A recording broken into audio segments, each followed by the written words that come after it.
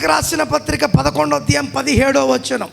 అందుకే టైం దొరికినప్పుడల్లా పుస్తకాలు చదువుతూ ఉండాలా. ఆది కాండము, నిర్గమాకాండము, లేవ్యాకాండము, సంఖ్యాకాండము, అర్థమవుతుంది, ద్వితీయోపదేశ కాండము చదవాలా. చదివితే ఏ బుక్కు ఎక్కడుందో, ఏ అధ్యాయాలు ఎక్కడున్నాయో మనకు బాగా చెప్పండి. మనకు అంత టైం ఎక్కడండి, సెల్ ఫోన్ చూసుకోవడానికే టైం సరిపోదు. అందుకే ఒకవేళ మీకు చేతనవుతా మీ పిల్లలకన్నా నేర్పించండి. వాళ్ళు చదువుతున్నప్పుడన్నా మీరు దాన్ని వినండి. హెబ్రీయులకు రాసిన పత్రిక 11వ అధ్యాయము 17వ వచనంలో ఏమంటున్నాడు? అబ్రహాము శోధింపబడి, అంత విశ్వాసానికి అధిపతి అయిన అబ్రహాముకి ఏమొచ్చాయంటండి? శోధన వచ్చింది. విశ్వాసమును బట్టి ఇస్సాకును బలిగా అర్పించెను. మీరు అనొచ్చు, బలి ఇవ్వలేదు కదంటే బలైపోవడానికి సిద్ధపడ్డాడు. ఇంకా సిద్ధపడ్డాడు, తన మనసులో నేను బలైపోతున్నాను అనుకున్నానంటే అర్థం ఏంటి? బలైపోయినట్టే లెక్క. నిజంగా దేవుడు ఆపకపోతే పీక తెగిపోను, కానీ దేవుడే ఆపాడు. అక్కడ అబ్రహాం ఆగలేదు, ఇస్సాకు ఆగలేదు. గుర్తుపెట్టుకోండి, God himself said that don't do this. ఆ పొదల్లో చిక్కబడిన ఆ గొర్రెను నువ్వు నా కొరకు బలివు. అబ్రహాం ఆగలే, ఇస్సాకు ఆగలే. అందుకే చెప్తున్నా, ఇస్సాకుకున్న ప్రార్థనా జీవితం, అబ్రహాముకున్న ప్రార్థనా జీవితం ఎవరికి లేదంటండి. అంత ప్రార్థనా పరులంట వీళ్ళు, అంత ప్రార్థనా పరులు వీరు. ఆలోచించండి. అబ్రహాం పిలిచి అన్నాడు ఎలియాజర్తో, ఏమని? నువ్వు వెళ్ళి నా కొడుక్కి అమ్మాయిని, మనలో కూడా చాలామంది పెళ్లి పెద్దలుగా పోజు కొట్టింటాం కదా అనేక చోట్ల. ఇప్పుడు మీతోనే మాట్లాడుతున్నాడు దేవుడు. ఏమన్నాడు? నువ్వు వెళ్ళు, ఎట్టబడితే అమ్మాయిని తీసుకురాబాక, మాకు సరిపడ అమ్మాయినే తీసుకునిరా, మంచి చెడ్డ చూసిరా అన్నాడు. అని అబ్రహాం ఏం చేశాడంట? తొడ కింద ప్రమాణము చేయించుకున్నాడు. ఎవరితోటి? ఎలియాజర్తో. ఇప్పుడు ఎలియాజర్ ఏం చెప్పాడు? ఇంత పెద్ద బాధ్యత దేవుడా నా యజమానుడు నాకు అప్పగించాడు గనుక దీనిలో సఫలమునివ్వలసిన వాడవు నీవే. ఇక్కడ ప్రార్థన, తన ప్రయాణములో ప్రార్థన. ఊర్లు దాటి వెళ్ళి ఎక్కడికి వెళ్ళిపోయాడు? ఒక బావి దగ్గరికి, పెద్ద చెట్టు కింద ఉన్నాడు, బావి దగ్గర ఉన్నాడు. ఇప్పుడు అన్నాడు, అయ్యా నేను ఎక్కడని ఎత్తగలుగును, నా వల్ల కాదు, నన్ను నమ్మి పంపించాడు, నేను నిన్ను నమ్మి వచ్చాను, నువ్వే కార్యము చెయ్యాలని ఎలియాజరు మోకరించడమే కాక నోరు లేని జీవులైన ఒంటెలను కూడా మోకరింపజేసి ఒకటే ప్రార్థన చేస్తున్నాడు, ఈ ప్రయాణమును సఫలము చేయవలసిన వాడవు నీవే. అలా ప్రార్థన చేయుచుండగా ఆమేన్ అనే పాటికి అందమైన అమ్మాయి కనపడిందంట. ఎవరో తెలుసా? రెబకా. దేవునికి స్తోత్రం, హల్లెలూయా. అందమైన ఈయన ఏమంటున్నాడు? నేను నీళ్ళు అడుగుతా, నాకే కాదు వీటికి కూడా నీళ్లు పోసిన వాళ్ళే మా యజమానునికి సరైనది అని అనుకుని అనగానే ఆమె ఏం చేసిందంటండి? ఆ బావిలో నుంచి నీళ్లు తీసుకొచ్చి ఎలియాజర్కి ఇచ్చి, ఆ తర్వాత ఒంటెలకు కూడా. ఇప్పుడు గుర్తుపెట్టుకోండి, ఒక్కొక్క ఒంటె 10 బిందెలు నీళ్ళు తాగుతుంది. ఎన్ని బిందెలు అంటే 10 ఒంటెలు అంటే ఎన్ని బిందెలు? 100 బిందెలం పావు బిందె ఆమె నీళ్లు తోడింది. ఎక్కడి నుంచి? ఈరోజు ఎవరింటికన్నా పోతే నీళ్ళు ఇవ్వమంటే సగం గ్లాస్ నీళ్ళు తెస్తున్నారు ఈ మధ్య. అర్థమైందా? మా ఇంట్లో లేవు, మా ఇంట్లో కరువు అయిపోయినా, ఇన్ని తాగుతావా అనేటోళ్ళు వచ్చారు. కానీ రెబెకా ఏం చేసింది తెలుసా? ఆయనకు ఎందుకు పావు అన్నానంటే, అనుకుందాం ఒక పావు బిందెని తాగింటాడు. ఎవరు? ఎలియాజర్ గారు. ఇప్పుడు ఒంటెలు ఏం చేసినాయి? 10 10 10 10 10 10 ఇంటూ 10 ఈజ్ఈక్వల్ ఎంత? 100 బిందెలు. ఇప్పుడు నీళ్ళు తాగేసి పట్టుకున్నాం అనుకో, ఇంకా కొన్ని నీళ్లు కావాలా అని అడిగేటోళ్ళు లేరు. తాగ గ్లాస్ తాగిన సార్లే అని లోపల తీసుకెళ్తున్నారు. ఉన్నారా లేదు ఇట్లాంటి వాళ్ళు? చెప్పండి. ఇప్పుడు గ్లాస్ పట్టుకున్నారనుకో, వద్దంటే వాళ్ళే తీసుకో అమ్మ అంటారు. పట్టుకున్నారంటే కొంతమంది అడగలేరు, సిగ్గు ఎక్కువ. పట్టుకున్నారంటే అర్థం ఏంటి? ఇంకా కొన్ని తాగాలి. అప్పుడేం అందుకే మంచి వారు ఏం చేస్తారంట? గ్లాస్తో నీళ్ళు ఇచ్చి మళ్ళీ చెంబు పట్టుకుని రెడీగా ఉంటారంట. ఎందుకు? ఒకవేళ సరిపోకపోతే, ఒకవేళ నువ్వు ఇచ్చిన గ్లాసు నిండుకిచ్చి అది సమృద్ధిగా ఉందనుకో, ఇంకో దానికోసం వారు ఆశపడు. కానీ ఇట్లాంటి వాళ్ళు ఉన్నారా ఈ లోకంలో? ఇప్పుడు సగం గ్లాస్ ఇచ్చి ఇంకా తేంగ సార్లే తాగింది అనేటోళ్ళే ఎక్కువ. మరి రెబెక్క మరి ఇప్పుడు ఈ విషయాలన్నీ చూసి డైరెక్ట్గా అడిగాడంట. ఏమని? మా యజమానునికి భార్య కోసం వచ్చాను, మరి నువ్వు సరిపోతావు, వచ్చేస్తావా నాతోటి అన్నాడంట. అప్పుడు అమ్మాయి అట్టనా పాపోదాం అని అనలే. ఎంత గుణము కలిగింది అంటే, ఈ విషయాలు నాతో కాదు మీరు మాట్లాడవలసింది. ఎవరితో మాట్లాడాలి? మా ఇంట్లో పెద్దలు ఉన్నారు, వారితో మాట్లాడాల. ఈ కాలం అమ్మాయిలైతే యువరాజు అంట, ధనం ఉందంట, ఎవరు లేరు, ఏకైక కుమారుడంట, ఆ సమస్తానికే నువ్వు రాణి అయిపోతావంటే ఏం చేస్తావు? పోవడమేగా. అదే ఎట్టపోయిందమ్మా పాప లేచిపోయిందంటే దొడ్డికి చెంబట్టుకుని అటు నుంచి అట్టే పోయింది సార్ అనేటోళ్ళు ఉన్నారు ఇప్పుడు. అవునా కాదా చెప్పండి? ఎట్టపోయిందమ్మంటే ఈయనకే సార్ కాలేజీ కాడు ఏదో తెచ్చుకుంటామని పోయి. మరి రెబెక్క కూడా పని చేయొచ్చు కదా. ఎందుకులేండి సార్, మిమ్మల్ని చూస్తే చాలా గొప్ప వాళ్ళలాగా ఉన్నారు, ఇన్ని వస్తువులు తెచ్చారు మీరు, నేను చేసుకుంటే నా జీవితం ఎలాగుంటుందో తెలుసు, పాని ఇటు నుంచి ఎట్టే పోదాం అని అనిందా? లేదు. ఏమనింది? ఈ విషయం నాతో కాదు, మా పెద్దలు అంగీకరిస్తే మీతో రావడానికి నేను సిద్ధమే. అదండి పెంపకం. దేవునికి స్తోత్రం. హల్లెలూయా. అర్థమవుతుంది? అది పెంపకం. ఈరోజు మన పెంపకాలు ఎట్టున్నాయి? ఆడికి పోయినా ఫోన్ చేయాలా, వాళ్ళతో మాట్లాడకూడదు, వీళ్ళతో మాట్లాడకూడదు, ఆడికే పోతున్నావా లేదా, నేను చూస్తా, నేను పెడతా, నేను చేస్తా అంటున్నాం మనం. అవునా కదా చెప్పండి?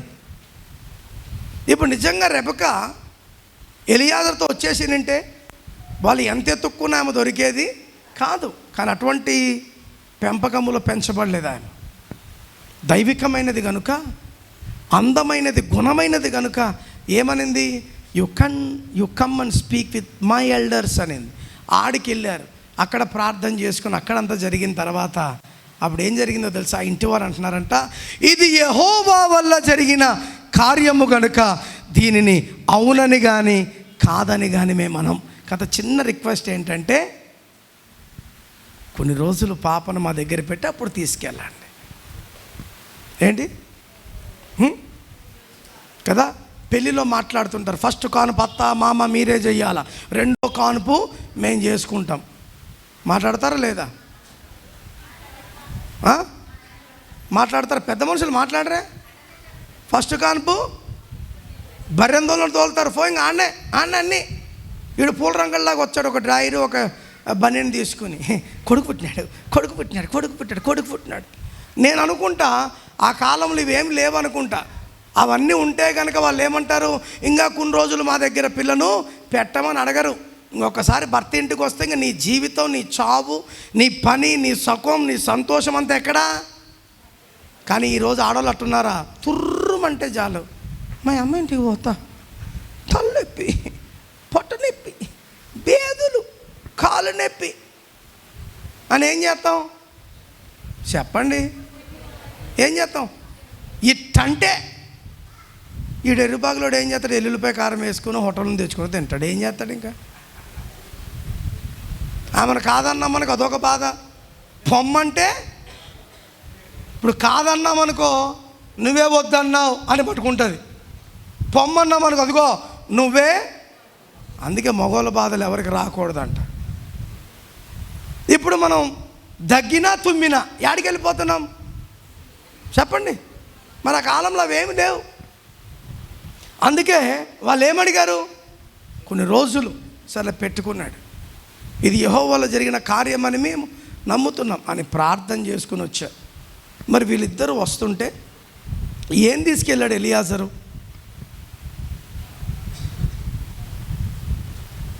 మాట్లాడరా?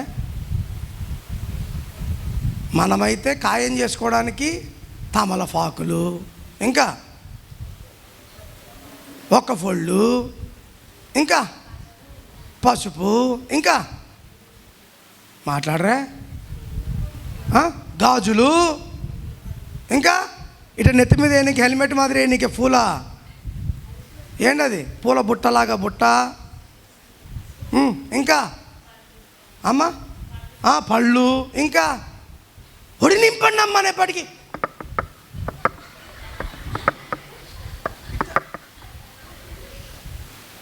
మళ్ళీ అది అయిపోగానే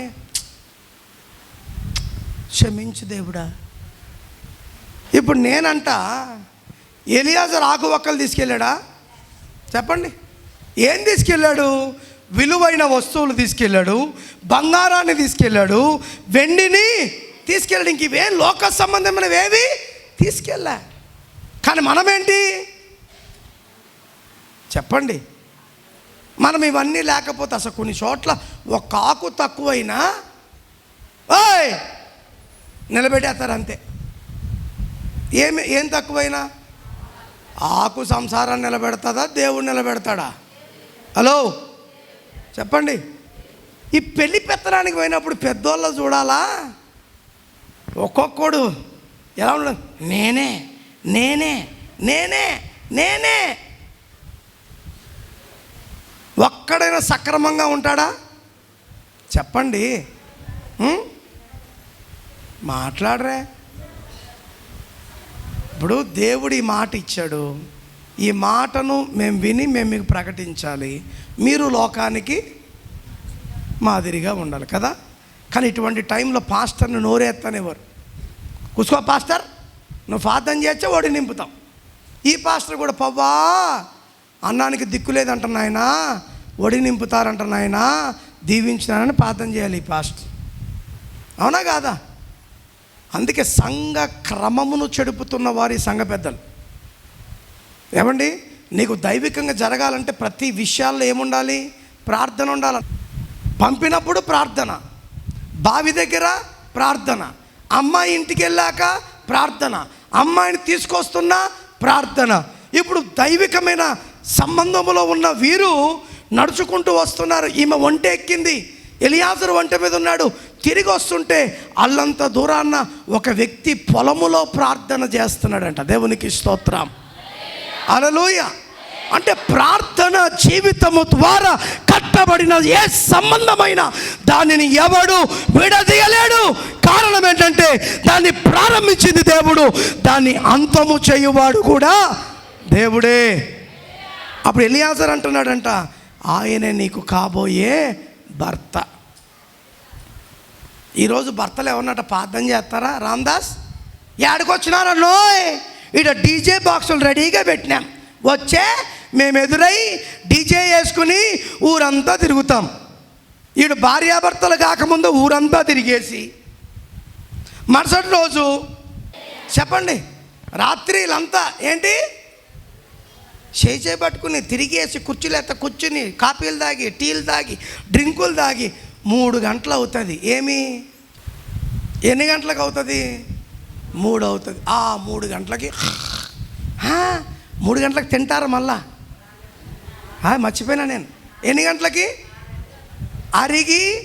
అరగని టైంలో తిని కానీ పడుకుంటారు. 10 గంటలు లెగుతారు.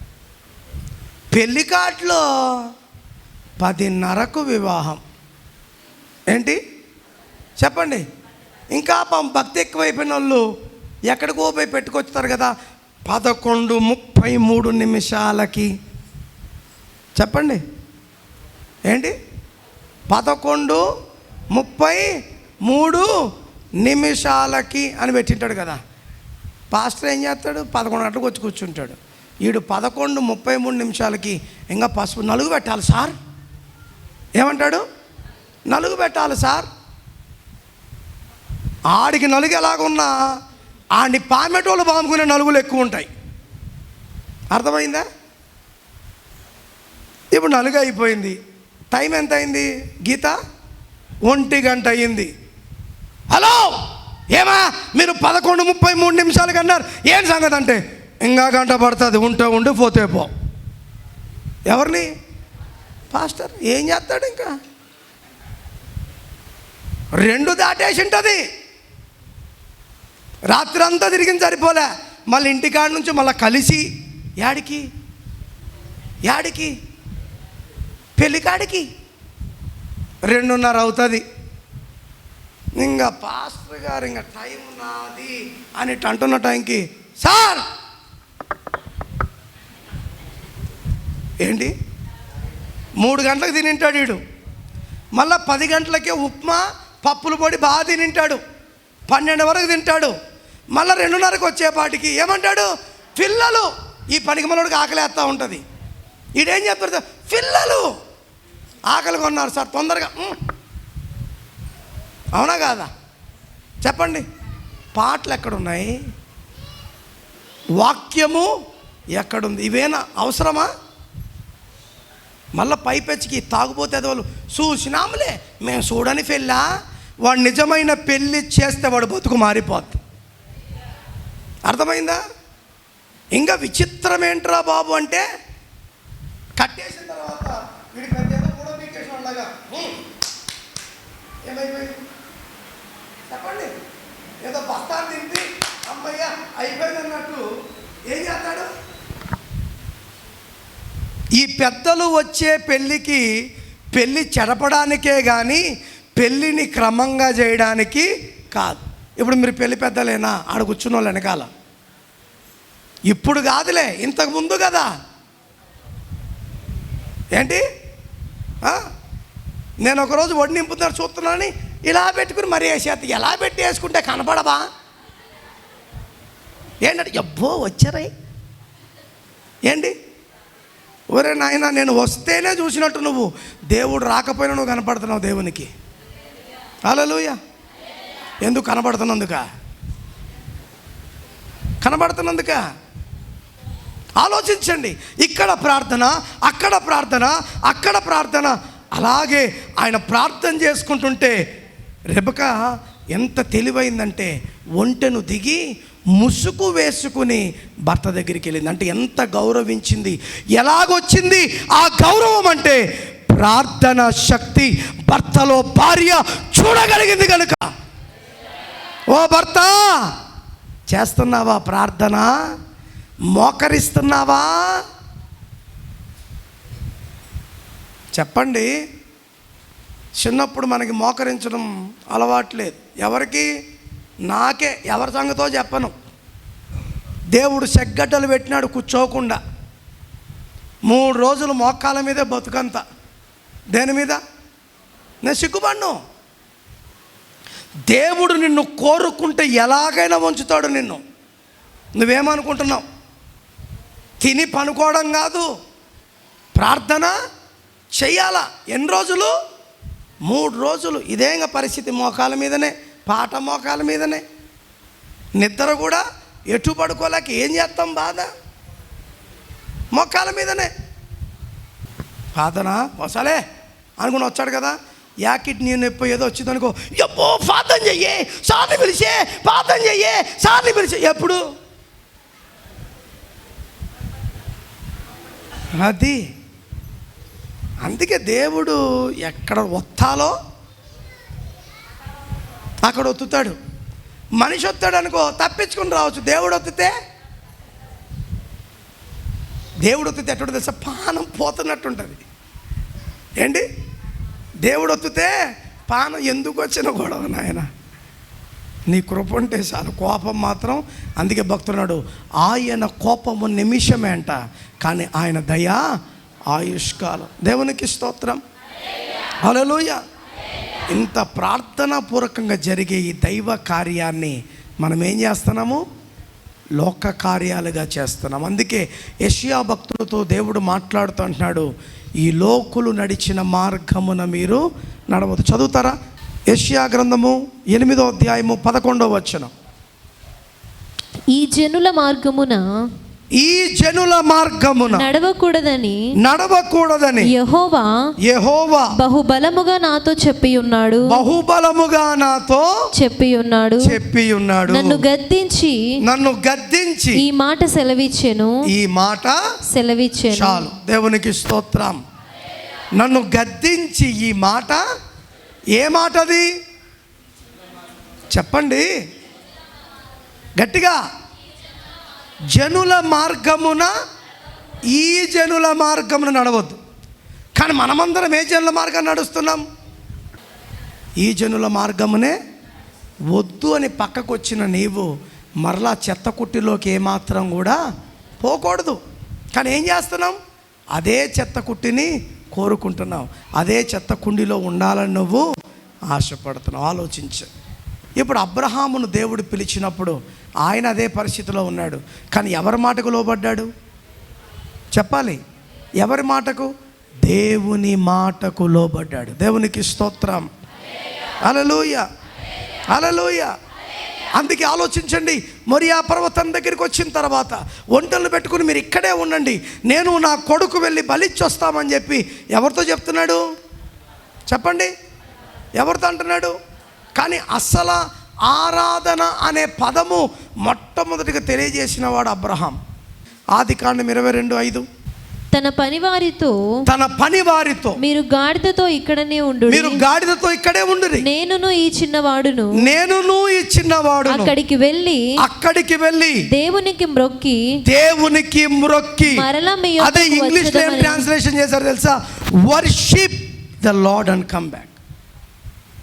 మ్రొక్కి అన్నదాన్ని అందుకే సాగిలా పడి మ్రొక్కెదము సత్యముతో ఆత్మతో మన ప్రభు యేసుని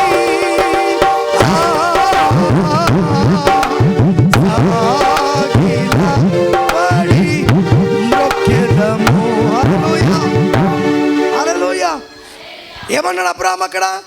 నేను నా కొడుకు వెళ్ళి దేవునికి మ్రొక్కి మరలా మీ యొద్దకు వచ్చేదమని చెప్పి అనే పదాన్ని ఇంగ్లీష్లో ఏమంటున్నారు? వర్షిప్. దేవుని దగ్గరికి ఎందుకు రావాలి? ఆయన ఆరాధించడానికి. అందుకే ఆరాధించే వేళ యందు నీ హస్తములు. ఇప్పుడు అబ్రహాము ఇస్సాకు చేస్తున్న ఆరాధనకు దేవుడు మెచ్చి ఏమన్నాడు? అబ్రహమా వద్దొద్దు, నీ కొడుకును హస్తాన్ని పంపించి ఏం పెట్టాడు అక్కడ? గొర్రె పిల్లను. దేవునికి స్తోత్రం కలుగునుగాక. హల్లెలూయా. చాలా దినముల తర్వాత మాట్లాడినప్పటికీ ఆ మాట తప్పుగా అర్థం చేసుకోకుండా అబ్రహాం ఏం చేశాడంటే తన ఏం పట్టుకున్నాడు? ధైర్యమును చేతబట్టుకున్నాడు. ధైర్యమును ఏమాత్రము విడువలేదు. ఈరోజు నువ్వు ధైర్యాన్ని పట్టుకున్నావా? ధైర్యాన్ని పోగొట్టుకుంటున్నావా? ఆలోచించు. అందుకే ధైర్యాన్ని పోగొట్టుకోలేదు కనుక అబ్రహాము విశ్వాసానికి తండ్రి. శోధనలు వచ్చాయి, శ్రమలు వచ్చాయి, ఇరుకులు వచ్చాయి, వాటన్నిటిని జయించడానికి గల కారణం విశ్వాసము. దేవునికి స్తోత్రం. విశ్వాసం ఉంటేనే నీకు ధైర్యం. విశ్వాసము లేకపోతే నీకు ధైర్యము లేదు. నీ విశ్వాసాన్ని ఒకసారి పరిశీలించుకో, నీ ధైర్యాన్ని ఒకసారి పరిశీలించుకో. నేను చెప్పినా కదా, పరిశీలించుకోవాలని పిచ్చి కుక్క దగ్గర పోయి హూ అన్నామనుకో, అది చూపిస్తుంది ఏంటో. అట్లాంటి ధైర్యం కాదు ఇక్కడ. ఇందాక 11:17 చదివాం. ఏంటి? హెబ్రీయులకు రాసిన పత్రిక 11:17 ఏంటి? అబ్రహాము శోధింపబడి విశ్వాసమును బట్టి ఇస్సాకును బలిగా అర్పించెను. శోధింపబడ్డాడు అబ్రహాము. శోధింపబడి విశ్వాసము ద్వారా. దేవునికి స్తోత్రం. హల్లెలూయా. శోధన, శ్రమ, ఇరుకు, ఇబ్బంది అన్నిటిల్లో మనకు ఉండవలసిందని తెలుసా? విశ్వాసం. విశ్వాసం ఉంటే మనకు ధైర్యం ఉన్నట్టే. ఆ ధైర్యాన్ని మనము పోగొట్టుకోలేం. ఆ ధైర్యంతో వచ్చాడు. పునాదులు గల పట్టణమును, పాలు తేనెలు ప్రవహించు లాంటి దేశమును స్వాధీనము చేసుకున్నాడు. దేవునికి స్తోత్రం. ప్రభువా, మా విశ్వాసాన్ని కూడా మేము పోగొట్టుకోకూడదు.